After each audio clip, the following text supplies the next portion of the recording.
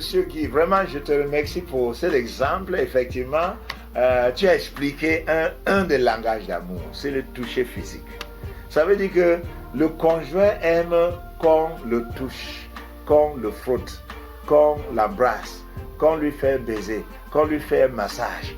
En réalité, le conjoint veut un contact physique. Et quand on parle de toucher physique, beaucoup de gens pensent que c'est les rapports sexuels. Ça n'a rien à faire avec les rapports sexuels. La personne veut que tu puisses toucher, tu puisses manipuler son corps d'une manière ou d'une autre. Et comme on t'a dit, c'est le massage. Quand tu fais le massage de ses pieds, quand tu fais le massage de son dos, quand tu fais le massage, bam, elle se sent à l'aise. Ça, c'est un des langages d'amour. Vraiment, tu as très bien introduit cet aspect-là. Et donc, M. Gary Chapman a découvert 5 langages d'amour. Et je vous assure, ces 5 langages d'amour se trouvent dans la parole de Dieu. Ça se trouve dans Cantique des Cantiques et dans d'autres passages. Je vous donne, le langage d'amour, c'est l'appréciation ou les paroles valorisantes. Ça, c'est le langage d'amour de ma femme. Le deuxième langage d'amour, c'est le temps de qualité, les moments de qualité. Et ça, c'est mon langage d'amour. Le troisième langage d'amour, c'est les services. Ça veut dire que tu rends service à quelqu'un. Le quatrième langage d'amour, c'est le toucher physique dont on vient de parler. Et le cinquième langage d'amour, c'est le donner et recevoir les cadeaux. Ça, c'est le langage d'amour de mon premier fils. Vous voyez, donc, le langage d'amour n'obéissent aucune loi. On ne peut pas dire que puisque la mère a eu tel langage d'amour, le père a eu tel langage d'amour, les enfants auront... Non, non, non. Il n'y a pas de lien héréditaire. Le Seigneur les donne comme il veut. Et nous sommes nés avec nos langages d'amour. Nous allons voir les langages d'amour se manifester. Je donne un exemple. Il y a un des orphelins qui est à la maison. Il est tout petit. À 6 ans déjà, il manifestait son langage d'amour. Quand je sors, il vient dire, papa, tu voyages, il faut me garder. Ouais, il faut me garder. Ça veut dire quoi? Il faut que je rentre avec un cadeau pour lui. Et puis quand je rentre avec le cadeau, je lui dis, Gordy, viens prendre le cadeau. Il prend le cadeau, il ne mange pas seul. Il va s'assurer que tous ses soeurs et ses frères ont une portion. Donc vous voyez, demander et donner des cadeaux. Donc quand il reçoit le cadeau, il partage avec tout le monde. Quand je donne le cadeau à d'autres personnes, il cache, il mange seul. Donc vous voyez, son langage d'amour, nous avons un avocatier derrière notre maison. Et quand les enfants sont à 5 heures le matin pour ramasser les avocats, chacun va cacher ça dans sa chambre. Mais quand Gordy ramasse le plus gros avocat, il dit, ah, ça c'est pour papa et maman. Et nous entendons le gars toquer à la porte, maman, je vous amène un avocat. Et c'est les gros avocats. Vous voyez, donc, son langage d'amour pour nous manifester, c'est qu'il donne le cadeau. Et pour aussi, il demande le cadeau.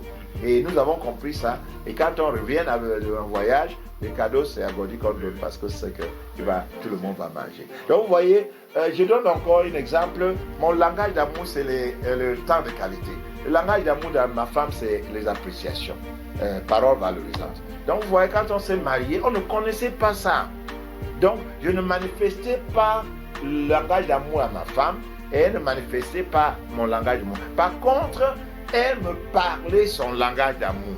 Parole valorisante. Il vient, elle touche ma cravate, comme tu es bien habillé là, monsieur Joya. Et il regarde, il dit, mais Daniel, tu es beau, tu es bien habillé. Mais ça ne me disait rien. Pourquoi? Parce que je n'ai jamais entendu mon père dire ça à ma mère. Vous voyez? Donc moi, je l'excusais. Je l'excusais en disant, oh, ma femme sort d'une famille aristocrate et c'est comme ça que les gens de ces gens de famille se comportent. Je ne savais pas, Joya, qu'elle parlait mon langage d'amour. Et maintenant, moi, quand je voulais lui manifester l'amour, je dis, mais chérie, sortons un peu, prenons un peu de lait, allons manger en ville. Mais elle me dit, non, Daniel, je suis trop occupé, je ne veux pas sortir avec toi. Non plus, tu peux sortir avec quelqu'un. Je dis, mais quelle femme qui renie mon amour. Je ne savais pas que si je voulais lui manifester l'amour, je devais lui parler son langage d'amour. Je devais dire, chérie, tu es belle. Chérie, tu as bien préparé la nourriture. Chérie, mais tu es chic. Mais vraiment, tu es le meilleur cadeau que Dieu m'a donné. Et alors, j'ai appris ça. Hein. J'ai appris ça il y a 18 ans. Et c'est ce que je fais maintenant. Quand je je lui envoie un petit WhatsApp, hein, je lui envoie un voicemail, elle la garde parce que ça rassure que son mari l'aime. Donc il faut savoir ton langage d'amour. Monsieur Gary Chapman a écrit plusieurs livres là-dessus, hein, mais on dit s'intitule Les 5 langages d'amour. Vous pouvez lire ce livre et faire le test de M. Gary Chapman sur le Google et connaître votre langage d'amour, connaître le langage d'amour de votre partenaire et commencer à exercer. Si vous voulez connaître mieux, demande votre femme, demande votre mari, dis-moi 3 choses, ou 4 choses, ou 5 choses que je peux faire pour te montrer que je t'aime.